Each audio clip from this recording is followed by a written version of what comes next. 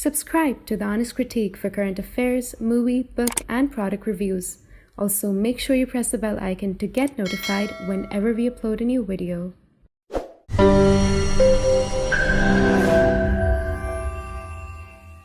The views, information, or opinions expressed during the video series are solely those of the individuals and do not necessarily represent those of The Honest Critique and its employees. The following video contains strong language which may be offensive to some viewers. Viewer discretion advised. Hello and welcome to a very special episode we are recording today. I'm delighted to be joined by Colonel Professor Gabi Siboni. Siboni was the director of the Military and Strategic Affairs Program and Cyber Research Program of the Institute for National Security Studies from 2006 to 2020. He is associated with the Jerusalem Institute for Strategy and Security and the Misgov Institute for National Security and Zionist Strategy currently. So thank you so much, Gabi, for taking your time and speaking to us. So I want to start by asking you about how significant are the recent Israeli precision strikes on Hezbollah's leadership, especially what we have seen yesterday, one in the Dahia, Beirut, where Nasrallah was reportedly targeted. So what impact does these strikes have on Hezbollah's operational command structure? These strikes has very significant importance. And we are starting to move into changing the strategic, not less, the full strategic situation in the Middle East.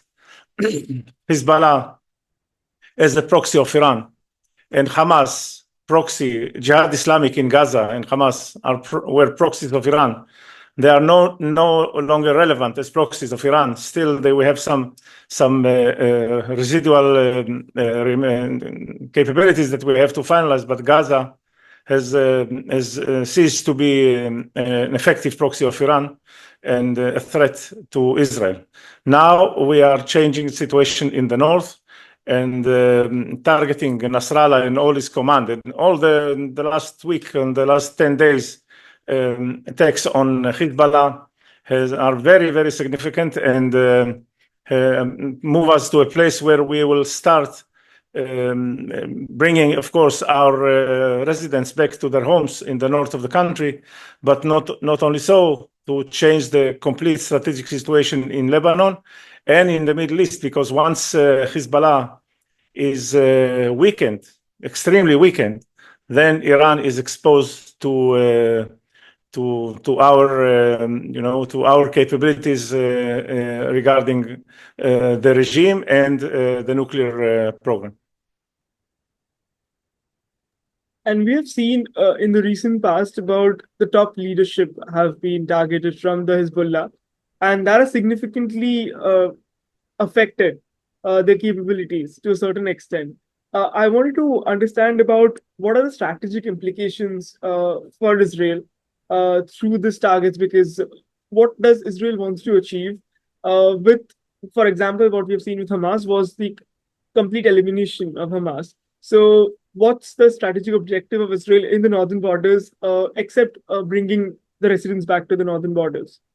Yes, of course, with Hamas, it is to completely destroy Hamas and completely to make a process in Gaza of de-radicalization or de-Hamasification to make sure that Hamas is no longer a threat, is no longer active. We will chase Hamas to the end of time.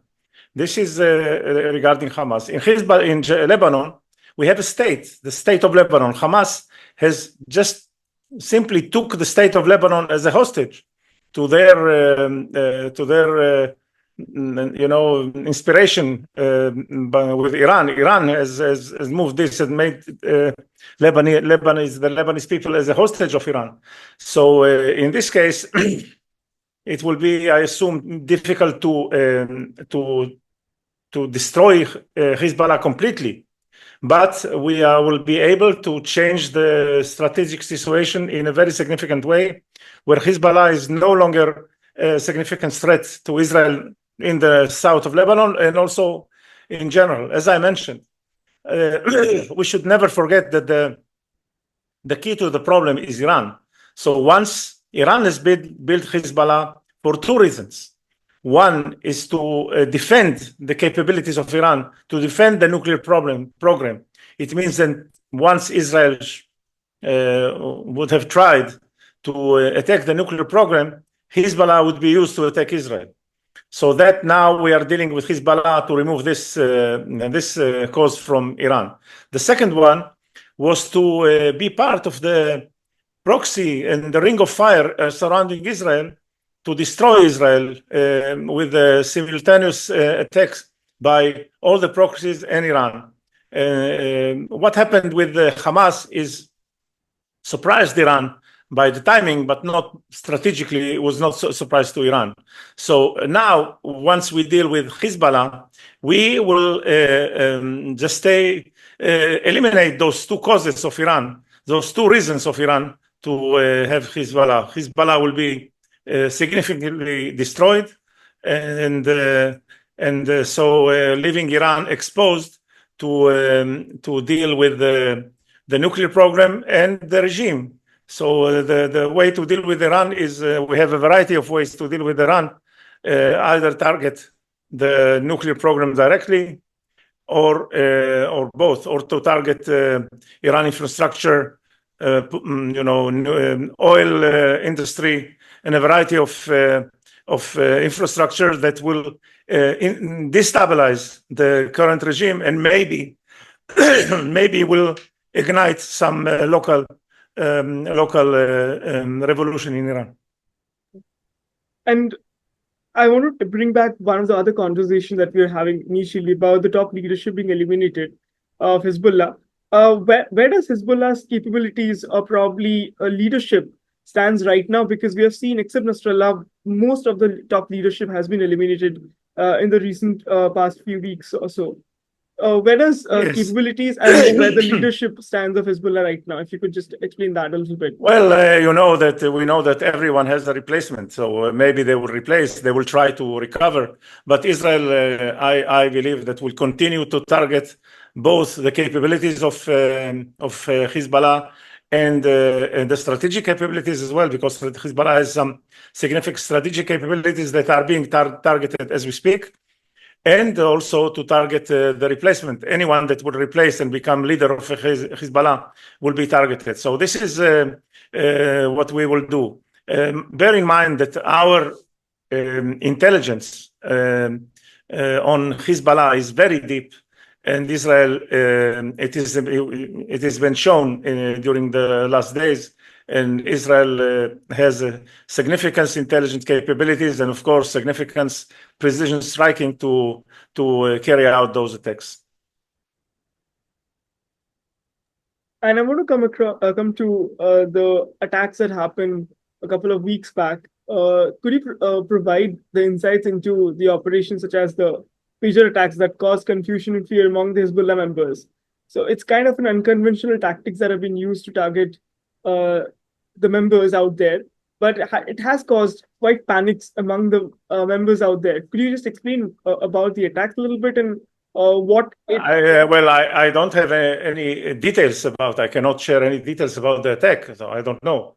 We have all seen how it happened. Israel did not take any responsibility on the attack, so I don't know how did it happen. But I would recommend the Lebanese people and the Lebanese Hezbollah to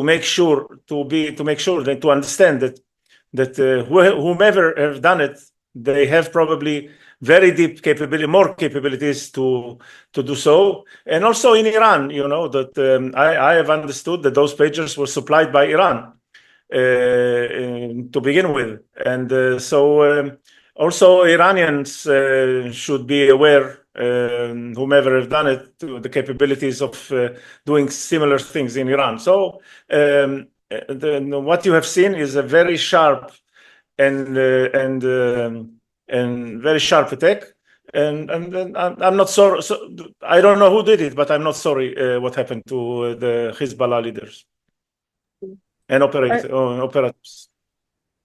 And coming to yesterday's strike in the Hia in Beirut, where this report suggests that Hassan Nasrallah might have been the target, and Could you just talk about any of the confirmation? Is he safe or is he been eliminated uh, in that yesterday's attack? And what's the situation there right now? Because we have seen a lot of celebration as well in parts here because of his elimination.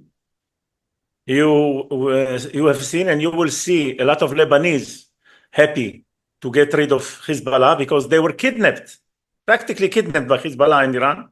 You see a lot of Syrians that Hezbollah has been very brutal to them during the civil war in Syria. Happy, you will see that. And the precision strike in Lebanon still continues as we speak. So Dahya quarters is still being targeted. Other strategic capabilities are still being targeted. So we are targeting Hezbollah in a very harsh way. Probably Nasrallah, if he lives or not, I don't know.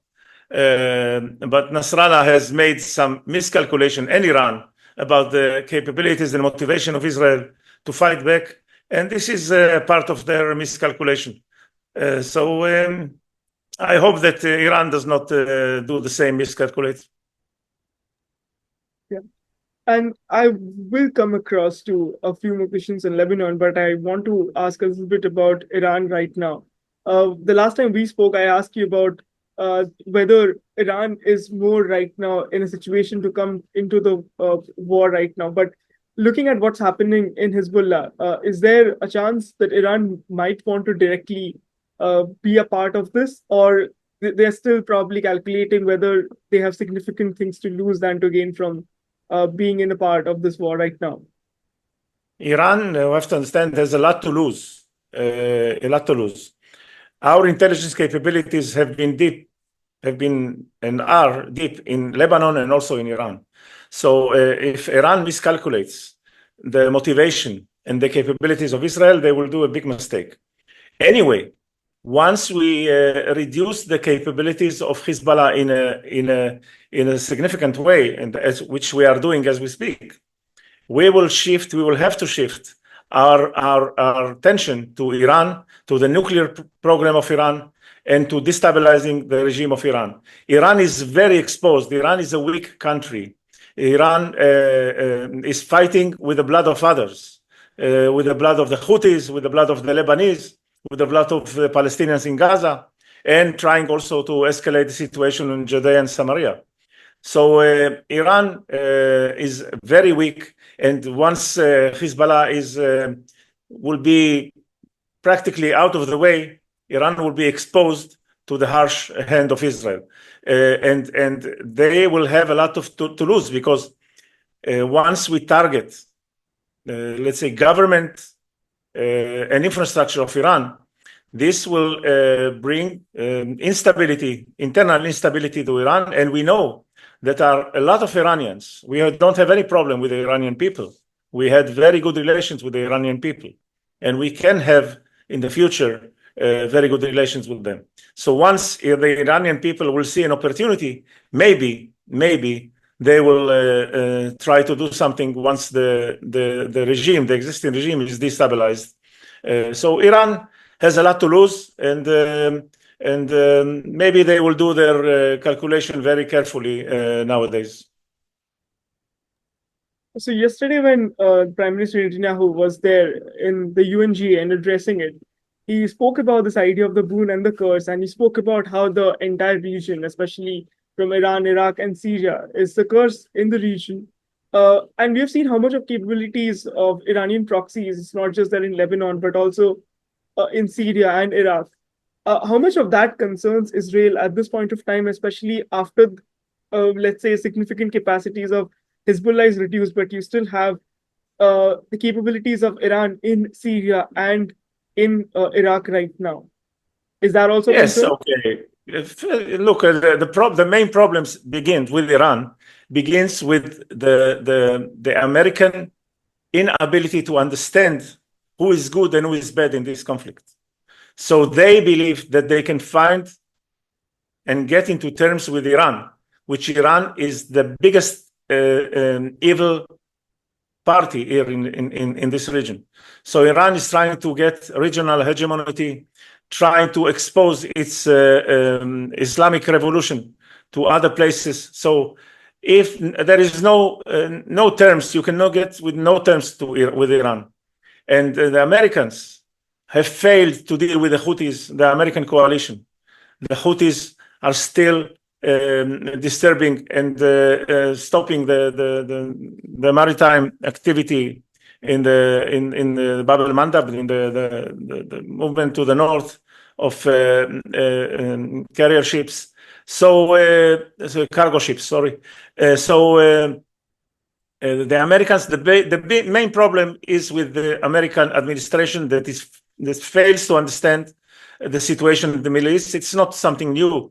They have failed to understand the situation for the last 30 or 40 years, and they are trying to force what they believe, as we saw, a ceasefire, to think that they can bring with a magic wand peace to the region with the corrupt and terror-supporting Palestinian Authority. They simply do not understand the situation. This is what we have to deal with, and will have to deal with Iran probably alone, because the Europeans and the Americans fail to see the problem, or see the problem but prefer to ignore it. And we are fighting the war of the world, because this is a world war, and we are the only one that are fighting it under sanctions, and hidden sanctions by Americans to supply us proper ammunition, and also we see in other states in Europe trying to block supporting us with ammunition. We will succeed, but they will be forever condemned for their position in history. And there is this American narrative as well, since we're talking about America, that this might slip into a regional war. But is that so? Except Iran, do you see any other countries joining hands to actually come and play a role in this war? Because what we have seen in the last I wonder when they say, are we on the edge of a regional war? What we have now? Is it? Are we playing a football game? This is a war. This is war, and we are in a regional war. And whoever tried to reduce the size of the flames or the height of the flames is doing a mistake, because we will have to finish the problem with Iran once and for all. And hopefully the Americans will find their logic again before or after the elections, to make sure that the main cause of the instability in the Middle East is removed.